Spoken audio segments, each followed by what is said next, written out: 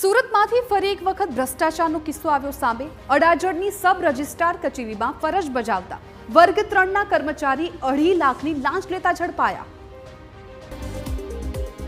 જુઓ આ શખ્સને, જેનો પગાર છે 80,000 રૂપિયા, જે સામાન્ય માણસ કરતા સારી જિંદગી જીવતા હતા, પરંતુ તેની નીતિમાં હતી ખોટ।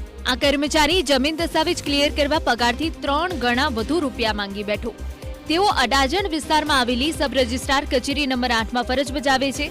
નામ છે મહેશકુમાર રણજીતસિંહ પરમાર। તેમના પર આરોપ છે કે અરજદાર પાસેથી જમીન દસ્તાવેજ ક્લિયર કરવા માટે 2,50,000 રૂપિયાની લાંચ માંગી હતી। અરજદારે આ વાતની જાણ એન્ટી કરપ્શન બ્યુરોને કરી। બસ પછી શું, એસીબીએ પૂરી તૈયારીઓ સાથે ટ્રેપ ગોઠવી અને લાંચની રકમ સ્વીકારતા જ પરમારને રંગે હાથ ઝડપી પાડ્યો।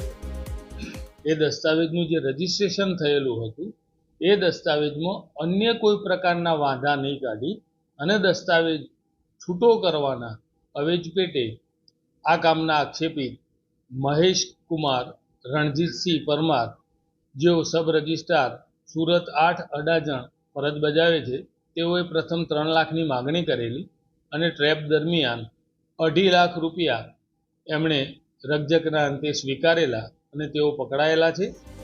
આપને કહી દઈએ કે સુરત સહિત રાજ્યભરમાં એસીબીએ છેલ્લા કેટલાક દિવસોમાં સતત સપાટા બોલાવી અનેક સરકારી કર્મચારીઓને લાંચ લેતા ઝડપી પાડ્યા છે। સરકારી કચેરીઓમાં સફેદ કોલર ભ્રષ્ટાચાર કરનારાઓને હવે છોડવામાં નહીં આવે।